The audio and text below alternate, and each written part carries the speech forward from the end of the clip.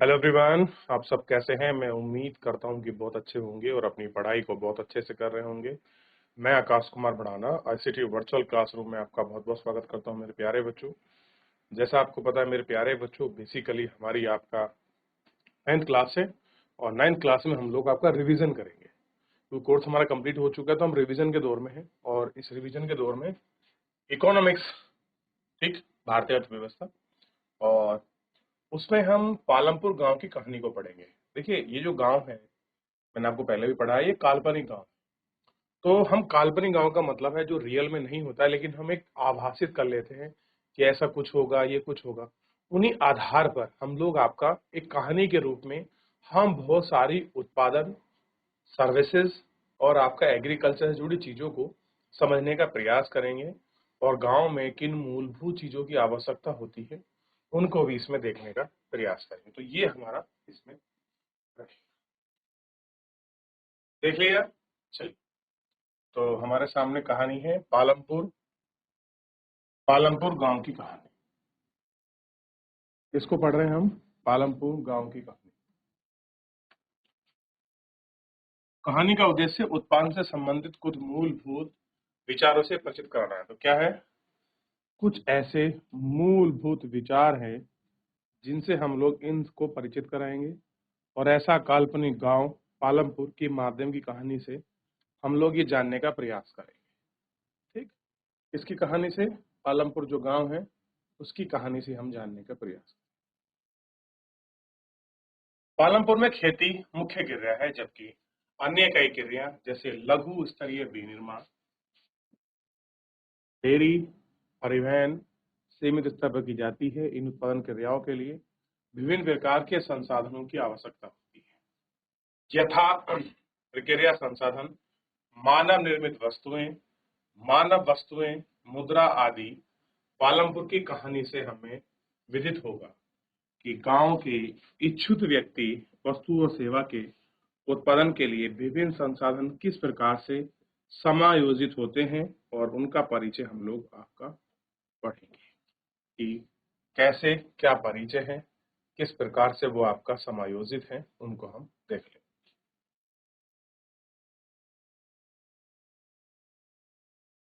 देख लिया, पालमपुर आसपास के गांव और कस्बों से भली भांति जुड़ा हुआ है। एक बड़ा गांव रायगंज पालमपुर से 3 किलोमीटर दूरी पर है।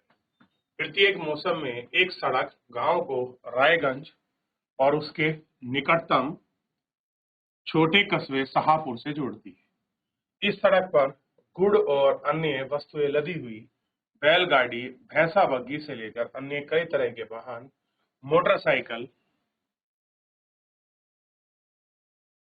जीप, ट्रैक्टर, ट्रक तक देखे जा सकते हैं। कह रहे ये सब आप देख सकते हो, यानी कि यहाँ पर आप देखेंगे तो बैलगाड़ी आपको मिल रही है, भैंसा बुग्गी आपको मिल रही है, जीप, ट्रैक्टर आपको मिल रहे हैं, ट्रक इत्यादि मिल रहे हैं।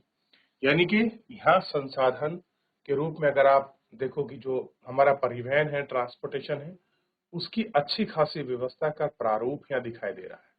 भाई अगर बस, ट्रैक्टर इत्यादि चीजें मिल रही हैं तो उन सब व्यवस्था का एक अच्छा प्रारूप है, तो ही तो हमको मिल रही हैं और इसीलिए हम इनको देख भी पा रहे हैं। तो ये प्रारूप की तो व्यवस्था है, ठीक, उसी पर हम लोग बात कर रहे हैं।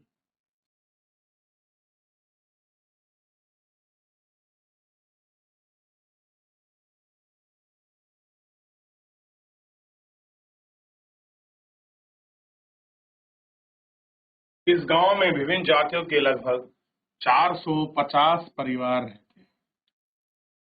अधिकांश भूमि के स्वामी उच्च जाति के 80 परिवार हैं।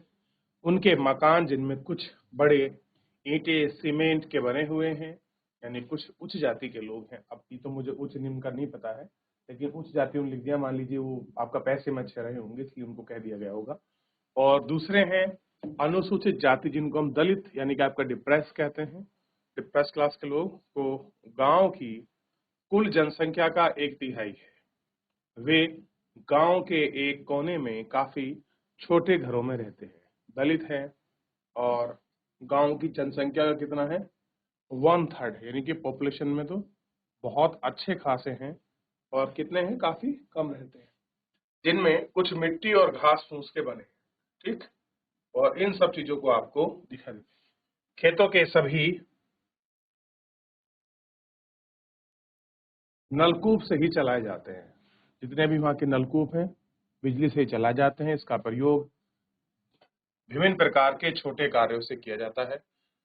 और पालमपुर में 2 प्राथमिक विद्यालय हैं, एक हाई स्कूल, एक गांव का राजकीय स्वास्थ्य केंद्र और निजी औषधालय, जहां रोगियों का उपचार किया जाता है, ठीक। उन्हीं आधार पर उपचार करते हैं।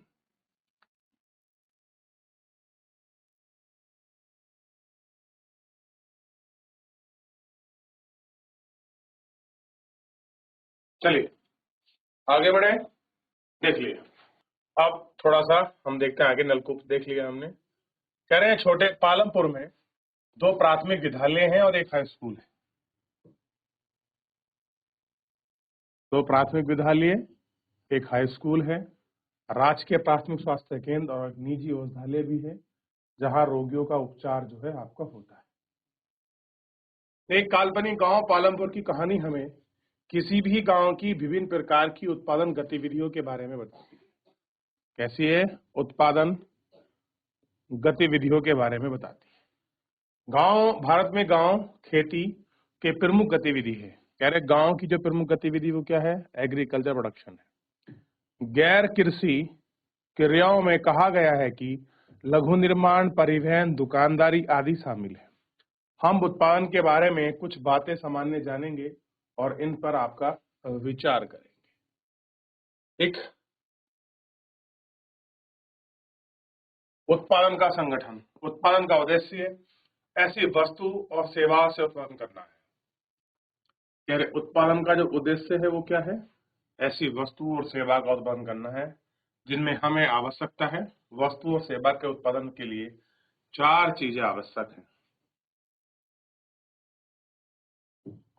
पहली आवश्यकता है भूमि तथा अन्य प्राकृतिक संसाधन, जैसे जल, वन, खनिज। दूसरी आवश्यकता है श्रम, जो कि कार्य करेगा कुछ उत्पादन क्रियाओं में मौजूद को देखेंगे, मेरे लिए बहुत ज्यादा जरूरी है। पढ़े लिखे कर्मियों की जरूरत होती है। दूसरी क्रियाओं में शारीरिक कार्य, ठीक, क्या होती है? शारीरिक जो कार्य हैं उनकी आपका जरूरत होती है, ठीक। इनको हम देखें। और प्रत्येक ग्रामीण उत्पादन के लिए आवश्यक है श्रम प्रदान, ठीक। तीसरी आवश्यकता भौतिक पूंजी की है, जो कि उत्पादन प्रत्येक स्तर पर अपेक्षित कई तरह के आगत हैं और आप क्या जानते हैं कि भौतिक पूंजी के आगत में कौन सी मदद आती है, ठीक। औजार, मशीन, भवन। औजार तथा मशीनों में अत्यंत साधारण, जैसे किसानों के हल से लेकर परस के बीज, जनरेटर, टरबाइन, कंप्यूटर आदि आते हैं। औजार, मशीन, भवन का उत्पादन में भी कई वर्षों तक प्रयोग होता है। इनमें स्थायी पूंजी कहा जाता है। अब देखिए, आप औजार ला रहे हैं, ट्रैक्टर ला रहे हैं, मशीन ला रहे हैं, टरबाइन ला रहे हैं, कंप्यूटर ला रहे हैं, औजार लगा रहे हैं या कोई भवन बना रहे हैं, तो इनके लिए में क्या लगता है? पैसा लगता है। और इसी पैसे को कहा जाता है आपका स्थायी पूंजी। क्या बोलते हैं? स्थायी पूंजी के रूप में हम इसको देखते हैं। ये क्या है? स्थायी।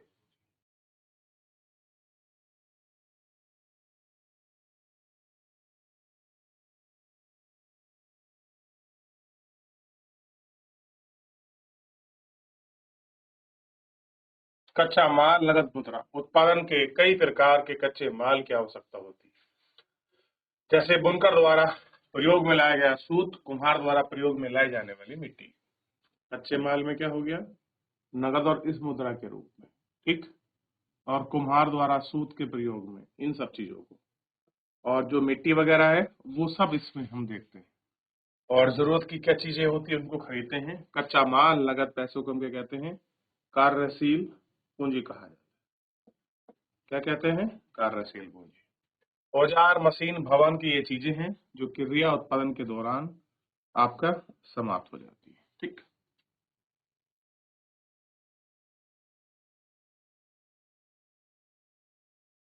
एक चौथाई आवश्यकता भी होती है। आपको स्वयं उपभोग हेतु बाजार में बिक्री हेतु करने के लिए श्रम की भौतिक पूंजी के साथ इसका प्रयोग ज्ञान उद्यम की आवश्यकता पड़ती है, जिसे हम मानव पूंजी कहा जाता है। क्या कहते हैं? एक चौथाई आवश्यकता भी होती है जो आपको स्वयं उपभोग या बिक्री हेतु उत्पादन के लिए भूमि, श्रम और भौतिक पूंजी के लिए स्थायी योग्य बनाने का ज्ञान है। इसे ही हम क्या कहते हैं? मानव पूंजी कहा जाता है। क्या कहते हैं हम इसको? ही आपका मानव पूंजी कहते हैं। ठीक, ये आपको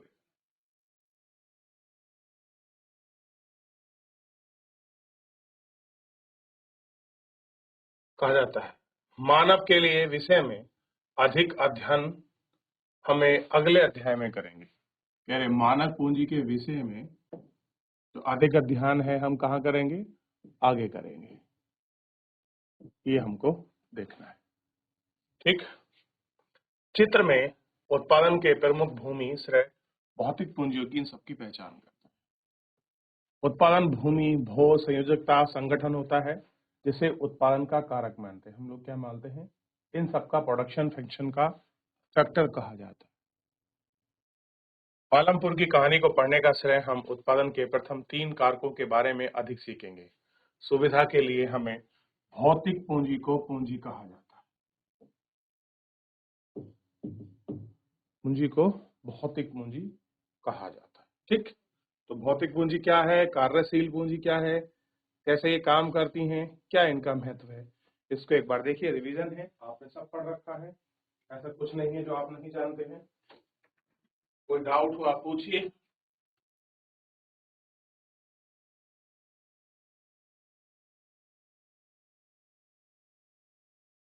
चलिए, हो गया। अब आप करें पालमपुर में खेती। अब पालमपुर में खेती है तो जाहिर सी बात है खेती करते होंगे, और खेती करने के क्या क्या तरीके हैं, किस प्रकार से होंगे देखते हैं। अच्छा, एक शब्द आया है, पहले कोडिंग है, भूमि स्थिर है। भूमि स्थिर है का मतलब क्या है? ये देखिए, अगर हम कहें भूमि स्थिर है तो इसका मतलब क्या है? भूमि स्थिर है इसका मतलब क्या है? पालमपुर में खेती उत्पादन की प्रमुख क्रिया है। काम करने वालों में 75% लोग अपनी आजीविका के लिए खेती पर निर्भर है। तो पालमपुर में खेती क्या हो गया? मुख्य उत्पादन क्रिया हो गया। और 75% लोग कैसे हैं? इसी इनकी आजीविका पर निर्भर है। वे किसान और अथवा श्रमिक हो सकते हैं। दोनों के हित में लाख खेतों का उत्पादन जुड़ा हुआ है। और याद रखिए, कृषि उत्पादन का एक मूलभूत घटना है खेतों में भूमि को स्थिर होना। पालमपुर में 1960 के दशक में जुताई के अंतर्गत भूमि के क्षेत्र में कई विस्तार नहीं हुआ। उस समय तक गांव में कुछ बंजर भूमियां कृषि योग्य में बदल दिया। नई भूमि को कृषि योग्य उत्पादन और बढ़ाने की गुंजाइश नहीं।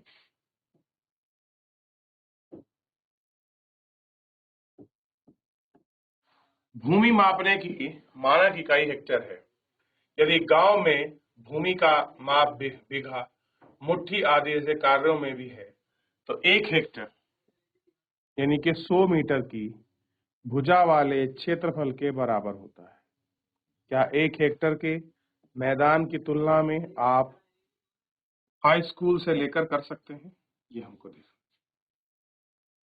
क्या आप उस भूमि में अधिक पैदावार का कोई तरीका है? ऐसा कोई तरीका है जिसमें आप अधिक पैदावार कर सकते हैं? ये आपको देखना है।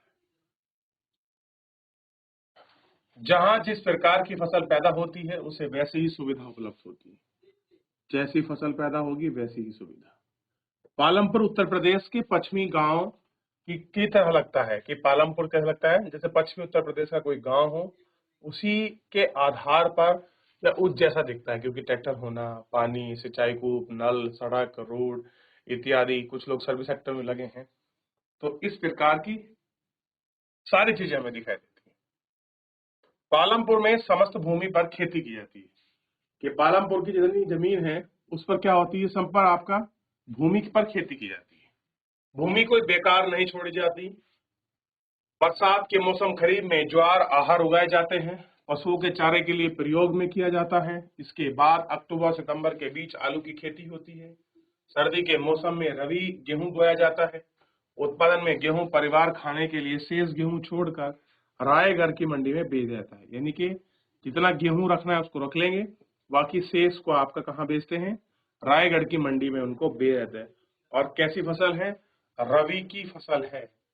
भूमि के एक भाग पर गन्ने की खेती की जाती है, जो वर्ष में एक बार कटाई होती है।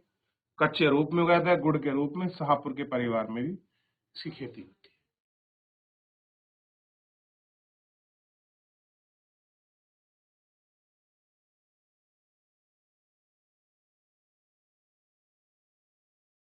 चलिए, देख लिया। तो गेहूं रबी की फसल है। कैसे उगाया जाता है गेहूं वगैरह, गन्ना, आगे देखते हैं। पालमपुर में एक वर्ष में 3 अलग अलग फसलें पैदा करते हैं। क्या करते हैं? एक वर्ष में 3 अलग अलग जो फसलें हैं वो पैदा करते हैं, क्योंकि वहां सिंचाई की सुविधा व्यवस्था है। पालमपुर में बिजली जल्द ही आ जाती है, और उसका मुख्य प्रभाव सिंचाई की पद्धति बदल गई है। तब तक किसान कुओं की नहर द्वारा पानी निकालकर छोटे खेतों की सिंचाई करते हैं। लोगों ने देखा है कि बिजली से चलने वाले नलकूपों में ज्यादा प्रभावी ढंग से अधिक क्षेत्र सिंचाई से की जाती है। प्रारंभ में नलकूप सरकार द्वारा लाए जाते थे। जल्द ही किसानों ने अपने निजी नलकूप लगाना प्रारंभ कर दिया। परिमाणतः 1970 के दशक के मध्य 200 हेक्टेयर में पूरे जुते हुए खेत में सिंचाई की जाने लगी। अब कैसे आपका सिंचाई करते हैं, कैसे कुछ करते हैं, इन चीजों को हम लोग आपका देख लेंगे। भारत में सभी गांव में एक ऐसी उच्च स्तरीय सिंचाई व्यवस्था नहीं है। नदियां गांव के अस्तित्व में हमारे देश में तटीय क्षेत्र में अच्छी सिंचाई है। इसके विपरीत पठारी में काम है। आज देश के 40% देश क्षेत्र पर ही सिंचाई है, और उसके मुख्य चीजें वर्षा पर भी निर्भर है। एक वर्ष में भूमि एक से ज्यादा पैदा करते हैं। बहु फसल विधि प्रणाली है। इसमें किसी एक से ज्यादा उपज के लिए सामान्य प्रणाली है। पालमपुर में सभी किसानों को 2 फसल पैदा करते हुए एक आपका 15 की तीसरी में फसल आलू पैदा करते हैं। तो यह सारी चीजें इसमें पैदा की जाती हैं। आप इनको देख सकते हैं।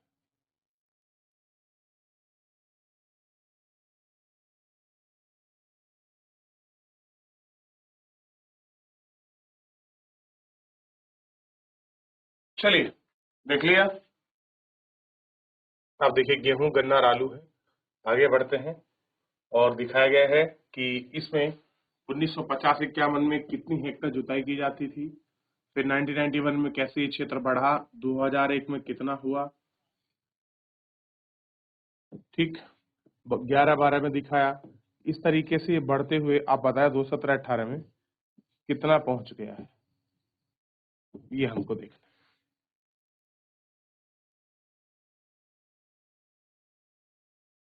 चलिए, अब उसी हिसाब से अनंतन आपकी गणना भी है, जो इसमें आप देख सकते हैं। Pocket of year agriculture static 2020 आर्थिकी एवं सांख्यिकी निदेशक, नगर निगम और किसान विभाग। तो आज पालमपुर में पैदा होने वाली किसान फसल आप पढ़ चुके हैं, और उसकी पैदावार की स्थिति क्या है, कैसे उनको देखते हैं। देखिए, आपने देखा है कि एक जमीन के टुकड़े से उत्पादन बढ़ाने की कीमत बहु फसल प्रणाली है। दूसरा तरीका अधिक उपज में आधुनिक खेती का प्रयोग करना है, और उपज का जमीन का टुकड़ा ही है। तो ये सारी चीजें हैं। और मौसम में पैदा की गई फसल की मापते हैं। 1960 के दशक के मध्य तक पारंपरिक बीजों का प्रयोग किया जाता था, जिनका अपेक्षाकृत कम था। परंपरागत बीजों में कम सिंचाई की आवश्यकता होती थी। किसानों की उर्वरक के रूप में दूसरा खाद का प्रयोग करते थे। किसान सबके पास इनको खरीदना नहीं पड़ता था। 1960 के दशक में हरित क्रांति ने भारत को अधिक उपज देने वाले बीज के द्वारा गेहूं, चावल के कई का सिखाया था, जो आपके परंपरागत बीजों की तुलना में HY बीजों से अधिक पैदावार करते थे। अनाज की पैदावार का आशा होने से परिमाण स्वरूप जमीन के टुकड़े में पहले की अपेक्षा अधिक अनाज पैदा होने लगा। यद्यपि अधिक उपज के बीजों बालों में पालने से पानी की ज्यादा आवश्यकता होती थी, और रासायनिक खाद, कीटनाशकों की जरूरत पड़ती थी। और केवल अधिक उपज बीजों में बीज, सिंचाई, रासायनिक उर्वरक, कीटनाशक आदि का सही आंसर ही संभव था। वो ये कह रहा है कि अगर आप उत्पादन चाह रहे हैं HY20 से तो सबसे ज्यादा आपको पानी इत्यादि की आवश्यकता थी, कीटनाशक, पेस्टिसाइड्स का। ठीक, इनका प्रयोग कर ही बढ़ाया जाता है। देखिए पढ़ाया मैंने सारा, बीच बीच में गैप इसलिए कर रहा हूं ताकि आप लोग उसको रिवीजन करें, रिकॉल करें। ठीक है, तो फिलहाल आज के लिए इतना ही, मिलेंगे नेक्स्ट लेक्चर में। धन्यवाद।